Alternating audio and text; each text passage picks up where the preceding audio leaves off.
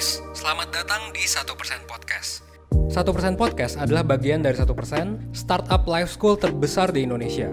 Dalam podcast ini kita bakal ngebahas topik-topik seputar kesehatan mental, pengembangan diri, serta edukasi life skills dengan tamu yang handal di bidangnya. Kami ingin kamu untuk bisa mendapatkan insight baru dan berkembang seenggaknya 1% setiap harinya. So that's all, enjoy 1% Podcast untuk hidup seutuhnya.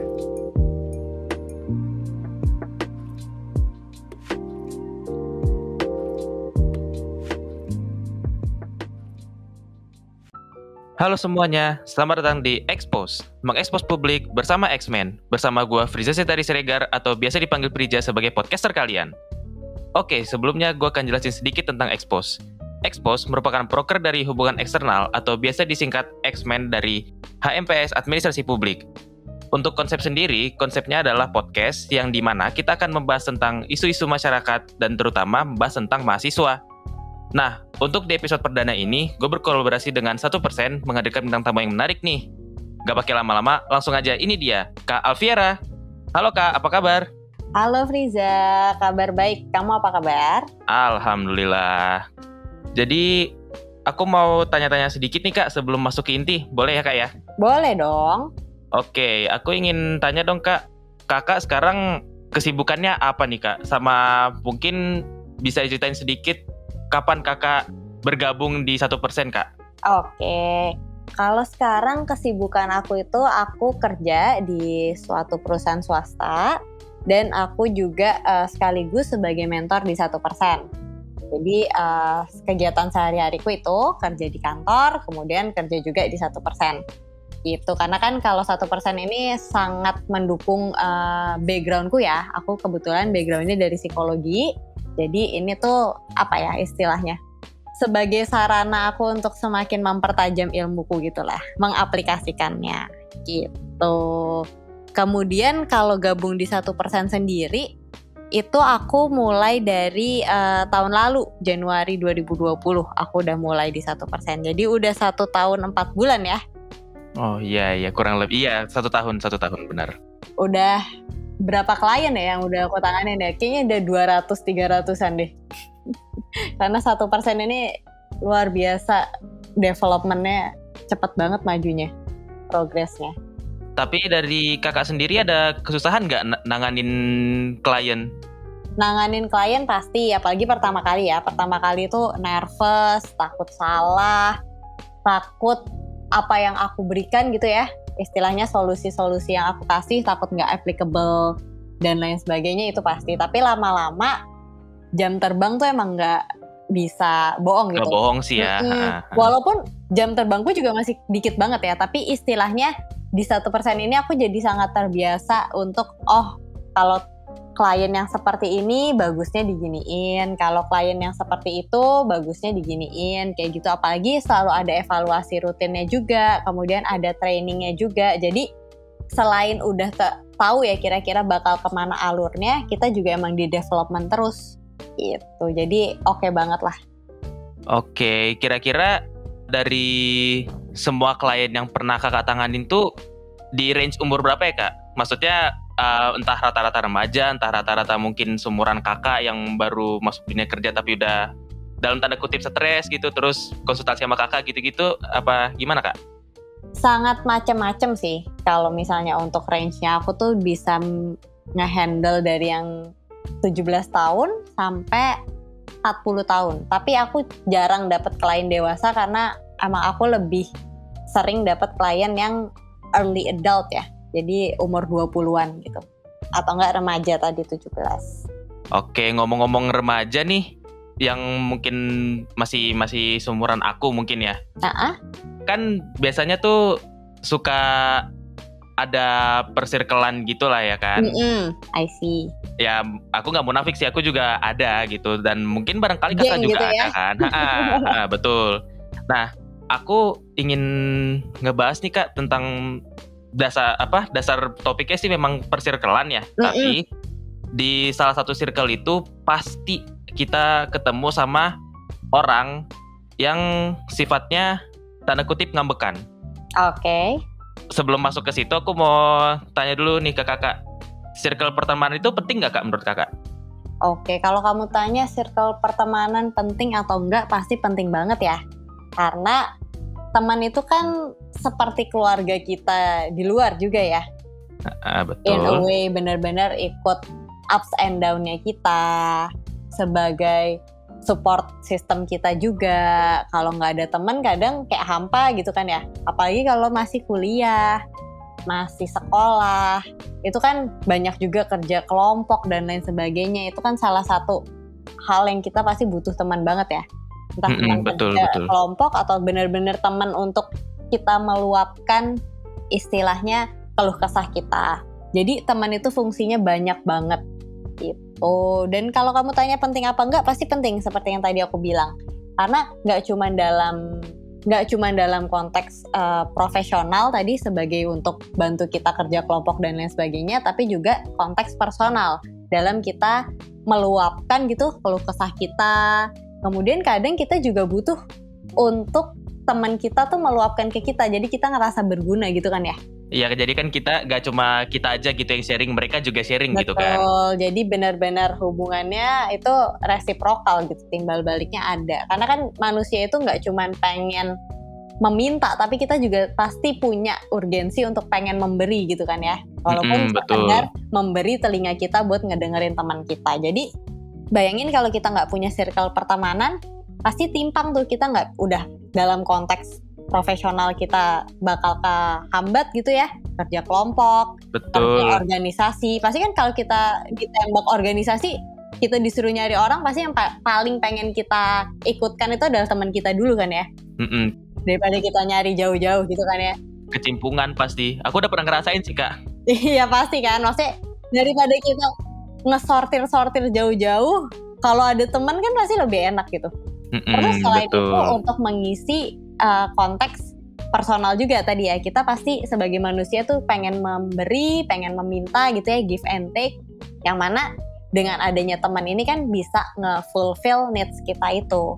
Kita bisa meminta mereka untuk mendengarkan kita misalnya ketika kita pengen meluapkan keluh kesah kita, dan kita juga bisa memberi telinga kita ketika mereka yang dalam kondisi itu. Jadi kita tuh sebagai manusia tuh feel whole gitu, kita merasa utuh gitu ya kan ya.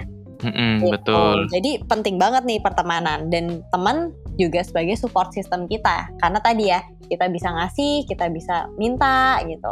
Tapi dalam artian kita ini dalam positif ya, yang mana teman kita juga nggak merasa keberatan dengan hubungan seperti itu. Beda kalau misalnya bertepuk sebelah tangan, ternyata teman kita nggak mau temenan sama kita gitu. Orang yang kita anggap teman, kan berarti itu konteksnya udah nggak sehat. Kita harus komunikasikan gitu kan ya. Berarti di sini konsepnya circle itu harus ini ya Kak ya, harus simbiosis mutualisme lah ya istilahnya. Bukan mutualisme sih, ya mutualisme, tapi mungkin lebih ke saling nyaman satu sama lain gitu. Kalau mutualisme kan saling menguntungkan kan. Oh iya sih, bener. Karena teman itu belum tentu kita saling menguntungkan, tapi saling nyaman satu sama lain gitu. Artinya nggak ada yang merasa terganggu gitu satu sama lain. Belum tentu untung, tapi tidak mengganggu satu sama lain, itu berarti sudah baik gitu pertemanan. Dan kalau sudah di tahap seperti itu, sudah dipastikan circle yang sangat healthy lah ya. Yes, in a way begitu. Oke, jadi aku sendiri dan pasti juga kakak kan punya circle pertemanan lah ya, yang dimana circle itu kan pasti terbentuk karena wah nih orang sefrekuensi nih sama gue gitu. Yes. Gue cocok nih temenan sama dia gitu. Terus akhirnya ada gak cuma satu orang, oh ternyata dia juga cocok ya kayak gitulah ya alurnya ya. Dan ternyata seiring berjalannya waktu, entah mungkin baru ya namanya juga baru-baru kan ya, apalagi kan aku kan ya baru masuk lah istilahnya, hampir belum setahun mungkin udah ada circle segala macem. Nah pasti ada tuh orang yang punya sifat ngambekan gitu, kayak padahal kita nggak ngapa-ngapain kok dia tiba-tiba ngambek gitu kan. Kayak kenapa nih orang gitu, bingung ya. Nah menurut kakak sendiri gimana Kak? Pendapat kakak gimana sama orang yang ngambekan itu di dalam circle pertemanan? Orang yang ngambekan itu sebenarnya kalau aku sih ngerasanya itu hal yang wajar ya. Maksudnya ya kalau orang lain merasa itu ya pasti kan ada sebuah reason di balik itu ya. Ada alasan kenapa mereka begitu kan ya. Dan ya menutup kemungkinan mungkin kita juga pernah kayak gitu, karena kita pasti bound to find ourselves sometimes face in crankiness gitu, ya kan ya? Iya, Ngambek itu betul, kan betul. cranky kan ya sebenarnya. Betul. Kadang kita pun juga merasa kayak gitu, cuman ya balik lagi ya, ngambekannya itu di dalam tahap apa. Tadi kan aku bilang wajar, tapi kalau misalnya udah setiap hari 24/7 itu kan udah gak wajar kan ya. Makanya sebenarnya tergantung derajat ngambeknya tuh gimana. Dan ini kan juga balik lagi, tadi aku bilang biasanya ada alasan. Bisa jadi alasan tereceh, kurang tidur, lapar, itu kan bikin ngambek kan kadang ya. Oke, iya, Itu bisa. Itu masih Bisa. wajar gitu. Heeh. Masih sesuatu yang mungkin ya di hari itu gitu kan. Nah tapi kalau tadi udah 24/7 tiap hari, itu kan pasti juga kita jadi bingung sendiri kan ya. Itu. Dan balik lagi, selain alasan-alasan receh itu sebenarnya ada juga underlying reason di mana ngambek itu kan tergantung seberapa sensitif orangnya ya. Ini yang lebih susah. Maksudnya itu hal yang wajar, tapi kita juga nggak bisa nge-generalisir gitu ya. Semua orang tuh kalau lapar jadi ngambekan, orang yang kurang tidur jadi ngambekan, itu sebuah tendensi. Tapi balik lagi, ada beberapa kasus yang bukan karena hal tersebut, mungkin karena orang lain gitu ya, dia jadi ngambek. Itu kalau itu biasanya tergantung seberapa sensitif orang itu. Gitu. Jadi kadar sensitivitasnya dia tuh kayak gimana. Ada orang yang bener-bener mau diapain aja nggak marah gitu, mau dibentak-bentak pun ya udah biasa aja. Ada orang yang cuman intonasi tinggi pun udah nangis merasa, gitu ya. Iya, merasa sensitif gitu, terus jadinya ngambek gitu. Tapi emang banyak sih Kak, yang aku kenal orang-orang kayak gitu, yang kayak tadi tuh, yang kalau dimarahin kayak gitu dia biasa aja. Terus ada yang cuma sekedar kayak ngapain kayak gitu doang, udah langsung palanya madep ke bawah gitu, udah nunduk gitu kan. Iya benar. Udah kayak waduh gue diapain nih kayak gitu. Ada yang kayak gitu Kak. Aku beberapa kali pernah sih ketemu tipikal orang kayak gitu. Dan ada sih beberapa juga yang curhat sama aku kalau kok gue orangnya kok gue sensitif itu sih gitu-gitu kan. Ya kalau misalnya aku ditanya kayak gitu juga ya nggak tahu konteksnya apa dulu gitu biasanya kan. Iya betul. Apa kalau emang si orang ini bermasalah, terus orang yang terkait sama dia itu melakukan hal tersebut kan ya udah, itu kan berarti problemnya ada di lo gitu loh biasanya. Yes, benar. Jadi emang tergantung orangnya juga ya. Tapi kan kita sebagai teman orang lain itu kan bisa ngebantu mereka dengan semudah kita tanya aja mereka tuh kenapa. Jadi mereka juga dapat awareness gitu. Kira-kira sebenarnya hal kayak gitu tuh wajar nggak sih mereka lakukan? Kan sebenarnya itu ya role kita ya di sini ya. Kita jangan sampai adanya kita itu nggak membantu orang lain juga. Ketika memang sebenarnya itu bisa kita bantu. Sama ini sih Kak. Aku juga sering dengar sih katanya tuh setidaknya kalau kita nggak bisa kasih saran, mendengarkan aja udah cukup. Emang bener kayak gitu ya Kak ya? Iya dong. Paling nggak kan orang itu bisa meluapkan emosinya gitu ya ke kita ya. Walaupun kita mungkin nggak punya saran yang solutif, tapi nggak semua orang tuh emang membutuhkan saran. Some people just need ears untuk kita listen gitu ke mereka. Tapi ada beberapa orang juga Kak yang anggap kalau gue gak ngasih saran, gue takutnya dia nyangka gue dikacangin. Biasanya gitu ada Kak. Ya kalau gitu semudah kamu kasih tahu aja kalau sebenarnya kamu nggak tahu nih sarannya apa. Jadi kamu cuma bisa dengerin kayak gitu. Jadi kamu kasih disclaimer di awal. Oh iya, ya bisa sih memang dikasih disclaimer gitu. Kalau misalnya mereka nggak mau, emang butuhnya saran kan berarti ya udah, nggak perlu cerita ke kamu gitu kan ya. Tapi kalau mereka emang ternyata butuh orang yang dengerin gitu kan, berarti ya bisa cerita ke kamu kan. Jadi enak satu sama lain ya. Tahu niatnya apa dan tahu juga kita bisa nge-provide apa. Kalau misalnya ada orang yang ngambekan nih Kak, di satu circle ada yang punya sifat ngambekan gitu. Kan biasanya tuh yang punya sifat kayak gitu identik sama wanita ya. Nah itu kenapa tuh Kak kayak gitu Kak? Kenapa selalu diidentikan dengan seorang wanita gitu sifat ngambekan tuh? Kenapa Kak? Jadi kenapa sifat ngambekan itu selalu diidentikan dengan seorang wanita gitu ya, perempuan ya? Yes, itu emang common sih for a woman to deal with a fluctuative moods gitu ya. Seringkali karena perempuan itu yang mengalami fase menstruasi ya. Gitu. Itu kan. Oke. Yang mana menstruasi itu PMS, premenstrual syndrome itu sering banget dicocokkan gitu dengan adanya roller coaster ride of emotion. Jadi moodnya jadi naik turun gitu kan ya. Karena a shift in hormone levelnya, kemudian itu ngaruh ke nervous, anxiety, depression gitu ya istilahnya kalau mau berlebihan gitu. Karena memang ada shifting dalam hormonnya gitu. Jadi mereka emang lebih cenderung tertrigger sama tadi yang aku bilang, anxiety, terus nervous, kemudian bad mood kayak gitu. Apalagi untuk perempuan-perempuan yang ketika menstruasi itu sakit gitu. Kan pasti gak enak dong, udah harus menjalani rutinitas dalam keadaan badannya gak fit gitu. Jadi pasti jadi moodnya juga ngaruh kan. Kalau orang sakit kan pasti malas ngapa-ngapain gitu ya, maunya tiduran aja. Sedangkan gak bisa dong, kita ada kelas yang harus dilakukan, pekerjaan yang harus dikerjakan, dan lain sebagainya. Jadi emang common banget for a woman to deal with a fluctuative mood during their menstruation gitu ya. Tadi menarik nih Kak, terkait shifting mood tuh tadi yang tadi Kakak sempat bahas tuh. Berarti kalau misalnya terkait shifting moods, bisa dikatakan perempuan shifting moodnya lebih cepat dibandingkan pria dong? Apa gimana Kak?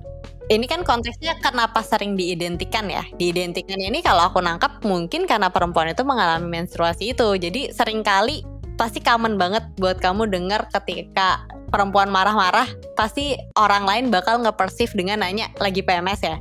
Ya kan ya? Iya. Jadi itu semacam seperti stigmatize gitu. Walaupun balik lagi sebetulnya nggak semua perempuan kayak gitu ya. Saat mengalami menstruasi jadi marah-marah gitu kan enggak ya. Karena jujur aku tuh enggak. Karena aku juga nggak sakit gitu. Jadi jarang marah-marah, kayak biasa aja gitu. Cuman berarti bukan bagian yang common nih Kakak nih. Iya, outlier aku. Oke deh, bagus. Cuman ya balik lagi, mungkin ketika ada masa-masa aku agak sakit perut gitu ya, itu pasti ya beda lah dibanding aku menstruasi yang biasanya nggak sakit gitu, jadi biasa aja. Kalau itu lebih sensi gitu intinya gitu. Dan sensitif ini kan yang sebenarnya lead to tadi ngambekan.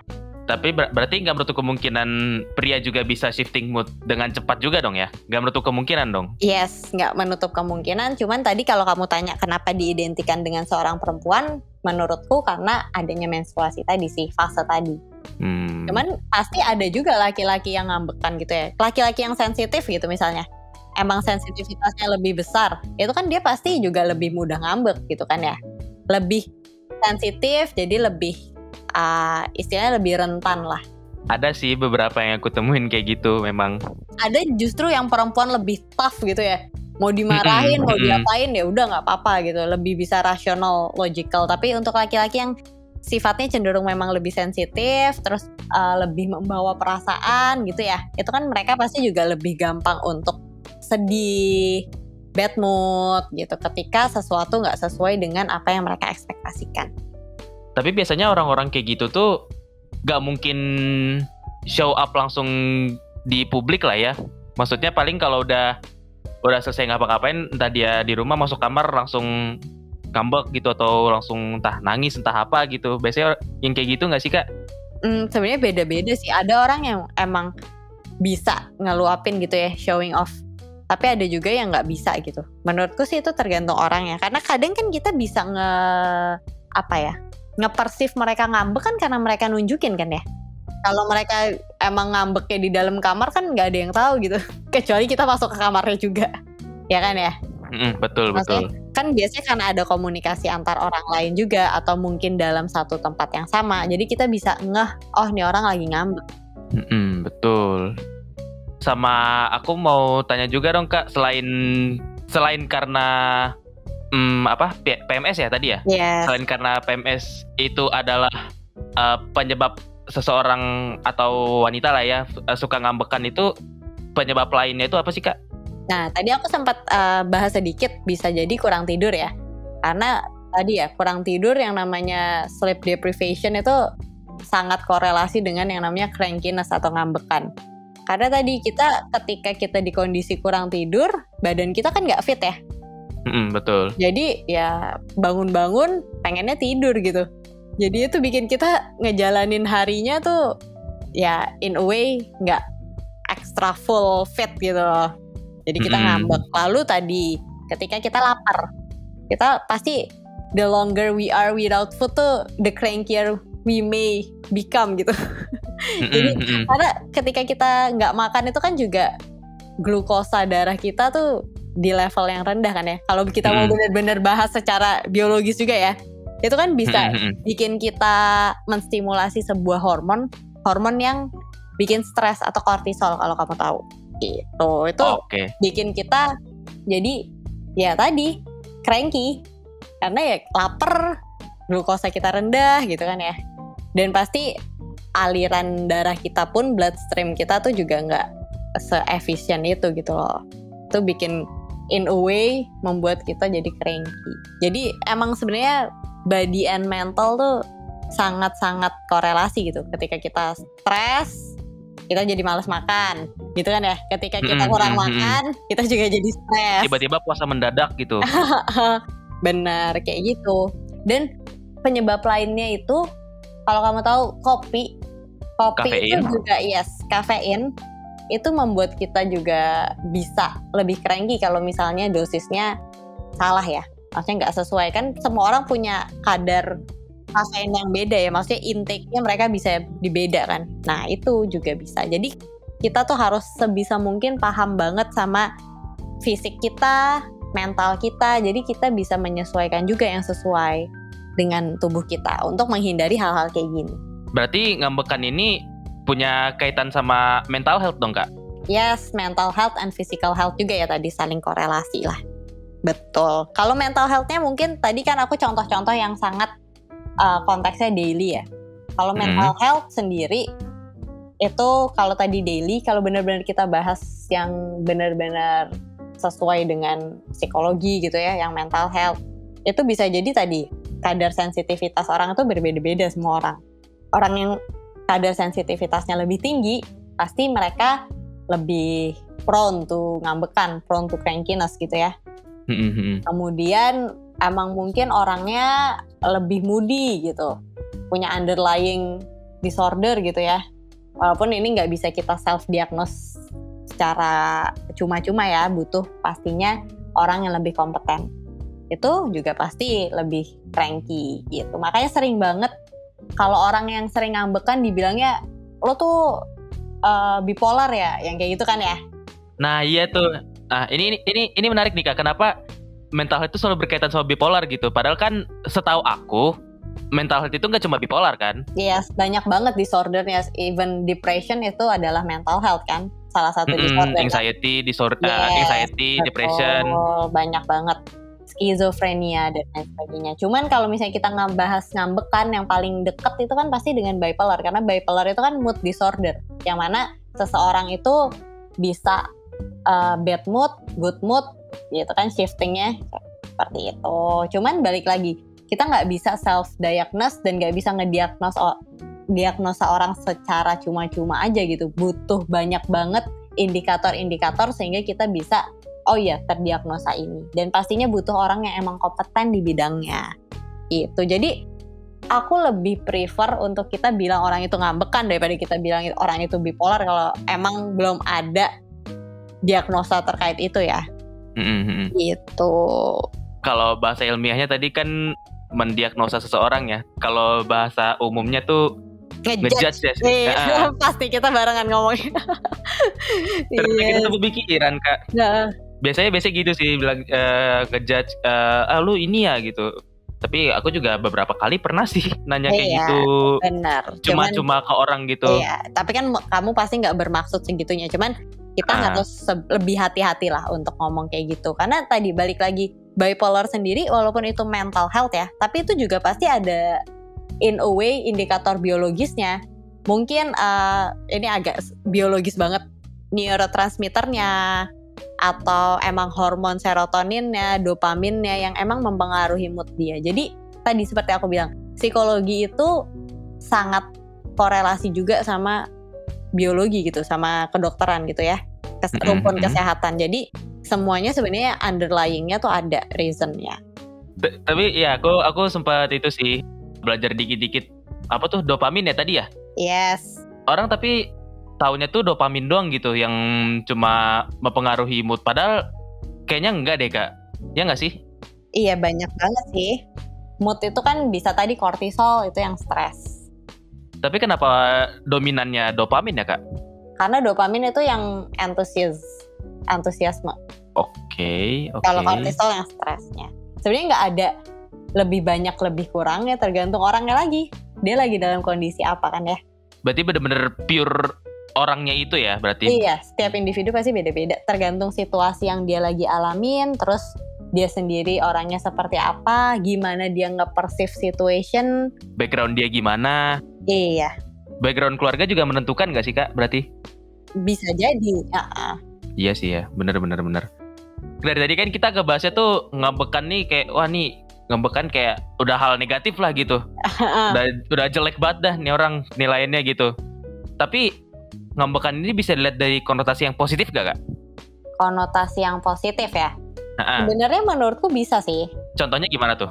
Yes, karena gini, kalau orang ngambek itu kan berarti dia sadar apa hal yang dia nggak suka ya, makanya dia marah kan ya. Kan itu kesadarannya dia itu sebenarnya bagus sebagai alarm kan? Oh iya, benar, betul. Iya, sebagai alarm dia untuk dia tahu apa yang dia suka, apa yang dia nggak suka. In a way dia lebih sensitif terhadap dirinya sendiri dan orang lain. Nah, tinggal gimana caranya dia mengemas sensitivitasnya itu, ngambekannya, dia tahu apa yang dia nggak suka, ke dalam hal yang positif, yang mana dia secara asertif bisa ngomong nih, nggak suka kalau kayak gini, instead of marah-marah, ngeluh-ngeluh, cemberut, nangis gitu kan ya. Tinggal gimana caranya dia ketika dia tahu nih, oh nggak suka ini, terus pengen ngambek, terus gimana cara dia counter keinginan ngambeknya itu justru dengan cara yang lebih positif, yaitu ngomong misalnya nggak suka dengan gini kayak gitu kan lebih enak ya. Dia sebenarnya udah setengah jalan nih menuju hal yang baik gitu, karena dia udah tahu apa yang dia nggak suka, apa yang dia suka. Beda sama orang yang nggak gampang ngambek atau yang nggak sensitif, justru dia nggak tahu apa yang dia suka atau apa yang dia nggak suka kan, jadi semua kayak biasa aja buat dia gitu. Jadi sebenarnya itu alarm itu juga bagus gitu, kita jadi lebih tahu, aware sama diri kita. Berarti orang yang tanda kutip tidak aware ini biasanya nanti mereka bukan dikasih sih, kayak awarenya itu dalam bentuk apa gitu? Beda-beda. Bisa jadi dia juga sebenarnya emang orangnya tipikal yang nggak gampang ngambek gitu, tapi sebenarnya dia tahu dia nggak suka, cuman tapi dia ya udahlah gitu. Ya tapi dia ya udahlah bisa gitu. Misalnya ada orang yang emang istilahnya kulitnya lebih tebel gitu loh. Oke. Peribahasanya kulit ya. Oke. Kayak gitu juga ada. Bukan berarti dia nggak, tapi alarmnya mungkin kan lebih sensitif sama orang yang tadi yang emang sensitif kan ya. Kakak pernah menghandle orang ngambekan gak Kak? Maksudnya dia ngomong gitu ke kakak, Kak, aku orangnya begini nih, tapi teman-teman aku pas tahu malah gak suka aku kayak gitu. Ada gak Kak yang kayak gitu? Ngehandle orang yang ngambekan ya? Pernah sih pasti. Kalau aku sih always try to use a kind or at least neutral tone. Jadi aku nggak mau ngomong dengan, kalau dia ngambek terus aku kayak ikutan responnya ngambek. Padahal tuh tempting banget kan to respond someone in the same tone gitu. Ya kan? Ketika dia marah-marah. Tricky di situ ya? Tricky di situ, betul. Jadi aku selalu ya keep at mind gitu loh, bahwa that person encountering her worst or his worst bad day dan lain sebagainya. Jadi aku selalu try to pause before I respond. Terus selalu ngeresponnya dengan menggunakan tone yang baik atau at least netral. Terus ketika mereka reactionnya jelek gitu ya, aku justru mencoba untuk ngasih yang positif respon gitu. Reaction jelek tuh kayak gimana tuh Kak? Ngambek kan berarti cemberut misalnya gitu kan ya, atau ngeluh-ngeluh gitu. Aku justru malah mencoba untuk ngasihnya kayak netralnya atau positifnya gitu, kayak ngeluhin apa sih kayak gitu. Misal aku udah ngomong gitu kan ke Kak, aku gini nih, terus Kakak udah ngasih saran tapi respon akunya jelek gitu ke Kakak. Nah, itu Kakak biasanya gimana tuh? Aku bakal kasih respon yang positif aja. Bilang bahwa ya emang you are encountering a bad day and that's fine gitu. Maksudnya aku nggak bakal ngomporin apa-apa dan aku juga nggak ikut marah-marah. Ya ngomporin juga gak ada gunanya juga sih Kak sebenarnya. Iya betul. Terus habis itu ya try to don't take it personally pasti ya. Karena kan ya itu kan emang moodnya dia gitu, bukan berarti karena aku, bisa jadi karena orang lain. Jadi nggak perlu dibawa ke hati sih kalau aku sih gitu sih.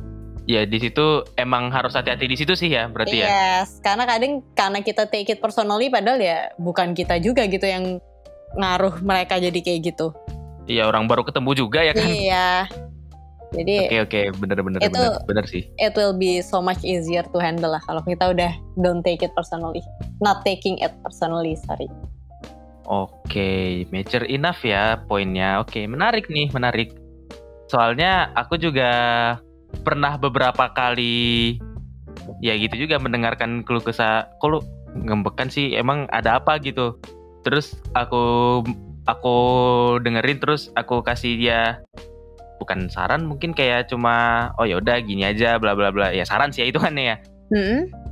Ya udah lu bla bla bla bla gini. Tapi dia oh gitu ya, tapi mukanya beda gitu Kak. Kan muka kan ketara ya. Kalau dari responnya tuh dia tidak menerima, tapi dia ngomongnya oh gitu ya, tapi mukanya enggak oh gitu. Aku sering tuh ketemu kayak gitu. Nah itu gimana tuh Kak?